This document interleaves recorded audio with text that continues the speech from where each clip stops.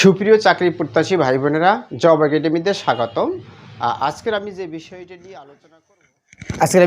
নিয়ে আলোচনা করব সেটা হলো সেন বংশ। 1161 থেকে 1204 খ্রিস্টাব্দ পর্যন্ত এই সেনরা শাসন করেছিলেন। প্রথমে ছিলেন সামন্ত সেন, বাংলায় সেন রাজবংশের প্রতিষ্ঠাতা। এই সামন্ত সেন ছিলেন বাংলায় সেন রাজবংশের প্রতিষ্ঠাতা। যে সেন বংশের যে রাজা ছিলেন তার ভিতরে সামন্ত সেন ছিলেন বাংলায় সেন রাজবংশের প্রতিষ্ঠাতা।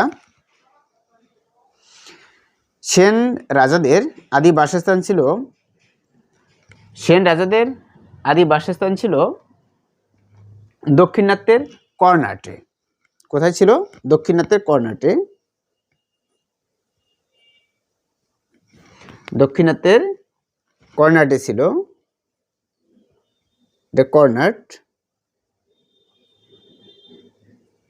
দক্ষিণাত্যের কর্ণাটে ছিল সেন সাম্রাজ্যের কর্ণাটে। এই যে সামন্ত সেন বৃদ্ধ বয়সে বাংলায় আসেন। সামন্ত সেন এসেছিলেন বৃদ্ধ বয়সে। তারপর আসেন হেমন্ত সেন, সেন বংশের প্রথম রাজা ও প্রকৃত প্রতিষ্ঠাতা। যেহেতু সামন্ত সেন বৃদ্ধ বয়সে এসেছিলেন, সেজন্য হেমন্ত সেনকে সেন বংশের প্রথম রাজা ও প্রকৃত প্রতিষ্ঠাতা বলা হয়। বিজয় সেন, তারপরে হেমন্ত সেনের পুত্র বিজয় সেন। এই হেমন্ত সেনের পুত্র বিজয় সেন তিনি 1098 থেকে 1160।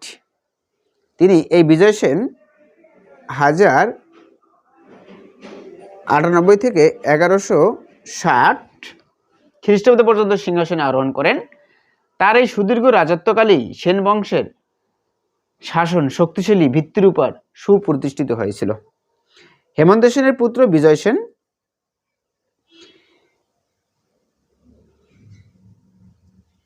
সেন ক্ষুদ্র সেন রাজ্যকে একটা বিরাট সাম্রাজ্যে পরিণত করেছিলেন বিজয় সেন। তাহলে এই ক্ষুদ্র সেন রাজ্যকে বিরাট সাম্রাজ্যে পরিণত করেছিলেন কে? বিজয় সেন। তিনি সেন বংশের সার্বভৌম ও শ্রেষ্ঠ রাজা। তার উপাধি ছিল পরমেশ্বর, পরম ভট্টারক, মহারাজাধিরাজ, মহেশ্বর, অধিরাজ, বিষব, শঙ্কর প্রভৃতি, এগুলো ছিল তার উপাধি। ধর্মের দিক দিয়ে বিজয় সেন ছিলেন শৈব ধর্মের ছিলেন তিনি। তার প্রথম রাজধানী ছিল হুগলি জেলার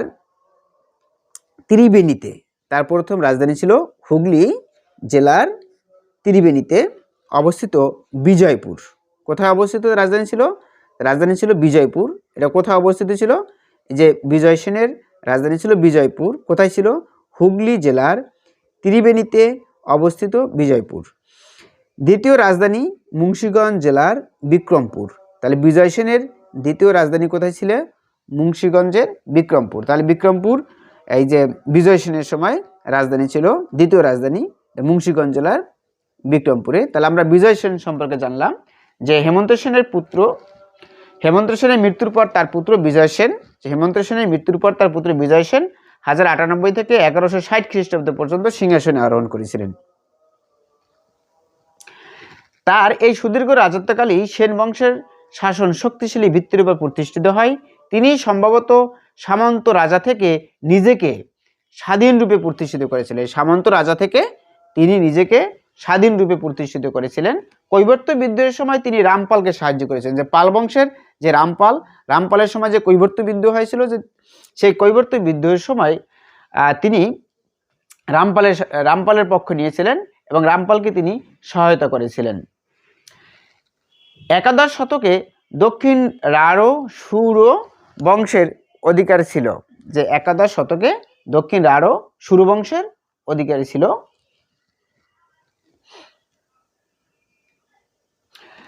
এ বংশের রাজকন্যা বিলাস দেবীকে তিনি বিয়ে করেছিলেন। যে বিজয় সেন বিয়ে করেছিলেন কাকে? বিজয় সেন বিয়ে করেছিলেন একাদশ শতকে যে 1098 থেকে তিনি 1160 খ্রিস্টাব্দ পর্যন্ত বিজয় সেন শাসন করেছিলেন। এটাই একাদশ শতক।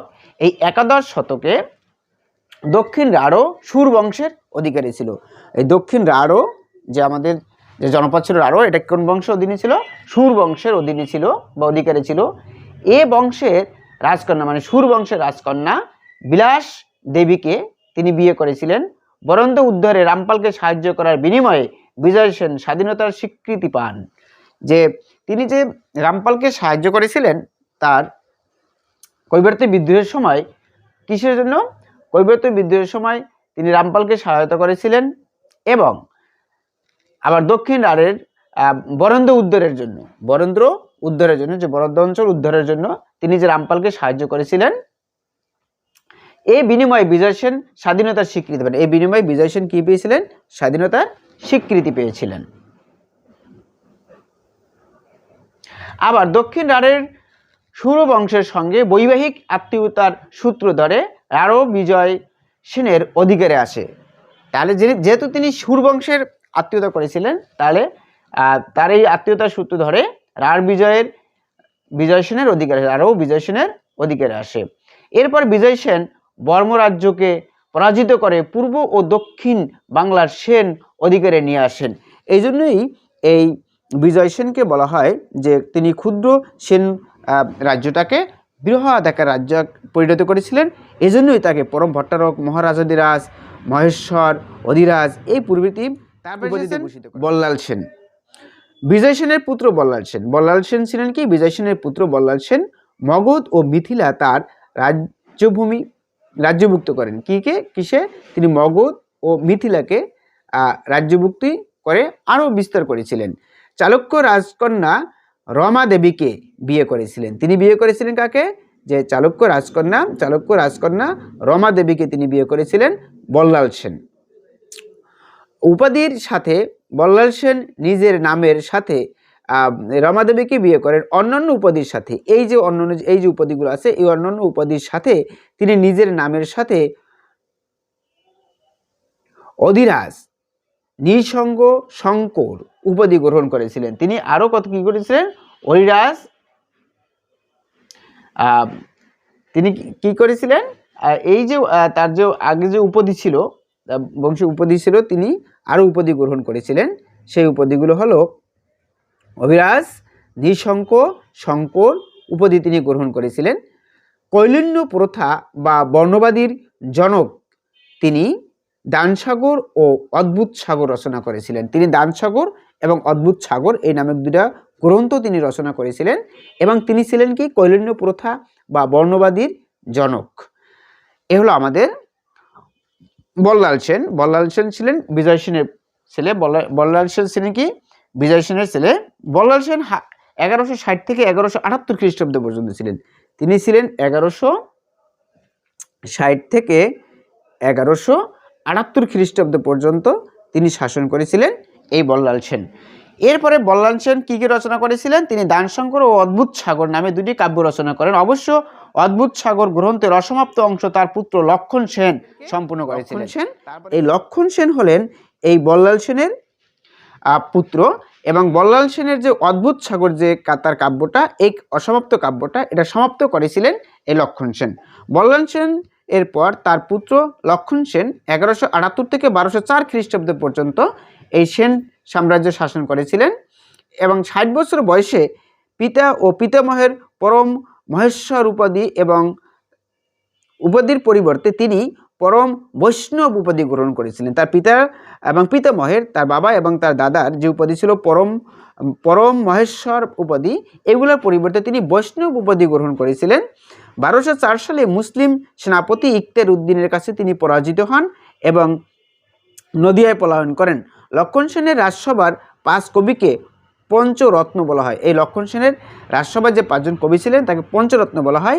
সেন বংশের প্রতিষ্ঠিত হয় রাঢ় জনপদকে কেন্দ্র করে। এই সেন বংশের প্রতিষ্ঠিত হয় কিসে? রাঢ় জনপদকে কেন্দ্র করে। লক্ষণ সেনের রাজধানী ছিল গৌড় ও নদিয়া। লক্ষণ সেনের রাজধানী ছিল কোথায়? গৌড় ও নদিয়া। ধারণা করা হয় যে বাংলা বর্ণমালার প্রথম কাজ হয় সেন বংশের সময়। ধারণা করা হয় যে বাংলা বর্ণমালার প্রথম কাজ হয়েছিল সেন বংশের সময়। সেন সাম্রাজ্য সম্পর্কে আমরা আলোচনা করলাম যে সেন বংশে প্রথম সামন্ত সেন ছিলেন, তারপর হেমন্ত সেন ছিলেন বিজয় সেনের ছেলে বল্লাল সেন এবং বল্লাল সেনের ছেলে ছিলেন লক্ষণ সেন। এবং সেন বংশটা মূলত প্রতিষ্ঠিত হয়েছিল রাঢ় জনপদকে কেন্দ্র করে। রাঢ় জনপদকে কেন্দ্র করে এই যে আমাদের এই সেন সাম্রাজ্যটা প্রতিষ্ঠা হয়েছিলেন। এবং এই যে বিজয় সেন কাকে, রামপালকে, পাল বংশের রামপালকে সাহায্য সহযোগিতা করেছিলেন কৈবর্ত যুদ্ধে, এবং কৈবর্ত যুদ্ধে সাহায্য সহযোগিতা করার পর তিনি স্বাধীনতা লাভ করেছিলেন এবং স্বাধীন রাজা হিসেবে তিনি ঘোষিত হয়েছিলেন। তারপরে এসেছিলেন কে, বল্লাল সেন। এই বল্লাল সেন ছিলেন বিজয় সেনেরই পুত্র। তিনি মগধ ও মিথিলা তার রাজ্যভুক্ত করেন। তিনি তার বাবার যে রাজ্যটা ছিল তার সাথে আরও রাজ্য সংযুক্ত করেছিলেন। তিনি মগধ ও মিথিলা তার রাজ্যভুক্ত করেছিলেন এবং চালুক্য রাজকন্যা রমা দেবীকে তিনি বিয়ে করেছিলেন। অন্যান্য উপাধির সাথে, তার বাবার এই উপাধির সাথেও তিনি নিজের নামে অভিরাজ, নিঃসঙ্গ, শঙ্কর উপাধি গ্রহণ করেছিলেন। কৈলন্য প্রথা বা বর্ণবাদীর জনক ছিলেন তিনি। দানসাগর এবং অদ্ভুত সাগর রচনা করেছিলেন এবং অদ্ভুত সাগরটা ছিল অসমাপ্ত। এই অসমাপ্ত অদ্ভুত সাগর তার গ্রন্থটা তার ছেলে লক্ষণ সেন সমাপ্ত করেছিলেন। যে অদ্ভুত সাগরটা তার ছেলে লক্ষণ সেন নিজে কিন্তু সুপণ্ডিত ও বিদ্যুৎসাহী ছিলেন। পিতার অসমাপ্ত গ্রন্থ অদ্ভুত সাগর তিনি রচনা করেছিলেন, তিনি সমাপ্ত করেছিলেন। লক্ষণ সেন রচিত কয়েকটি শ্লোকও পাওয়া যায়। তার রাজসভায় বহু পণ্ডিত ও জ্ঞানী ব্যক্তি ছিলেন। এবং তার রাজসভায় যে 9 জন ছিলেন, তার 9 জনকে আবার নবরত্ন বলা, 5 জন কবিকে পঞ্চরত্ন বলা হয়। যে লক্ষণ সেনের রাজসভায় যে 5 জন কবি ছিলেন, এই 5 জন কবিকে বলা হয় পঞ্চরত্ন। লক্ষণ সেন পিতা ও পিতামহের শৈব ধর্মের প্রতি অনুরাগ করে তিনি বৈষ্ণব ধর্ম গ্রহণ করেছিলেন বলে ধারণা করা হয়। পিতা ও পিতামাতার পরম মহেশ্বর উপাধি পরিবর্তে তিনি পরম বৈষ্ণব, তিনি কি করেছিলেন, পরম বৈষ্ণব উপাধি গ্রহণ করেছিলেন এবং তিনি শাস্ত্র ও ধর্মচর্চায় পিতার উপযুক্ত পুত্র ছিলেন। ঐতিহাসিক মিনহাজ তার দানশীলতা এবং ঔদার্যের ভূয়সী প্রশংসা করেছিলেন। কে প্রশংসা করেছেন? যে ইতিহাসবিদ মিনহাজ তার দানশীলতা এবং ঔদার্যের ভূয়সী প্রশংসা করেছিলেন। 13 শতকের প্রথম দিকে মুসলিম সেনাপতি বখতিয়ার খলজি নদিয়া আক্রমণ করেন এবং বৃদ্ধ লক্ষণ সেন কোনো প্রতিরোধ না করে নদীপথে পূর্ববঙ্গের রাজধানী বর্তমান মুন্সিগঞ্জ জেলার বিক্রমপুরে আশ্রয় গ্রহণ করেছিলেন। তিনি সে নদিয়া ত্যাগ করেছিলেন এবং লক্ষণ সেন, এবং তিনি কোথায় আশ্রয় গ্রহণ করেছিলেন? এই যে পূর্ববঙ্গের রাজধানী বর্তমান মুন্সিগঞ্জ জেলার বিক্রমপুরে তিনি আশ্রয় গ্রহণ করেছিলেন। উত্তর ও পশ্চিম বাংলা বখতিয়ার খলজি সহজেই অধিকার করে নেন। তারপরে লক্ষণাবতীর অপর নাম হলো গৌর, কেন্দ্র করে বাংলায় মুসলিম সাম্রাজ্য প্রতিষ্ঠিত হয়। দক্ষিণ পূর্ব বাংলায় অবস্থান করে লক্ষণ সেন আরও 2-3 বছর রাজত্ব করেছিলেন।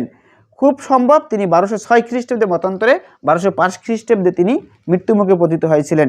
এরপরেই আমাদের লক্ষণ সেনের পরাজয়ের মধ্য দিয়ে বাংলায় সেন সাম্রাজ্যের পরাজয় হয়।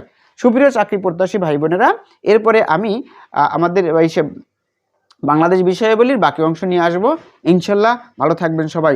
যদি আমার চ্যানেলটি ভালো লাগে, ভাই বোনেরা আজকের এই পর্যন্তই। যদি আমার ভিডিওটি ভালো লাগে তাহলে লাইক করবেন, কমেন্ট করবেন এবং সাবস্ক্রাইব করে আমার চ্যানেলের সাথেই থাকবেন। যদি আমার ফেসবুক পেজ থেকে আমার ভিডিওটি দেখে থাকেন তাহলে আমার ফেসবুক পেজটিকে ফলো করে রাখবেন। আর যদি ইউটিউব চ্যানেল থেকে দেখে থাকেন তাহলে ইউটিউব চ্যানেলটি সাবস্ক্রাইব রাখবেন, যাতে আপনারা পরবর্তীতে আরও গুরুত্বপূর্ণ ভিডিও পেতে পারেন। ইনশাল্লাহ ভালো থাকবেন সবাই। আজকের এই পর্যন্ত।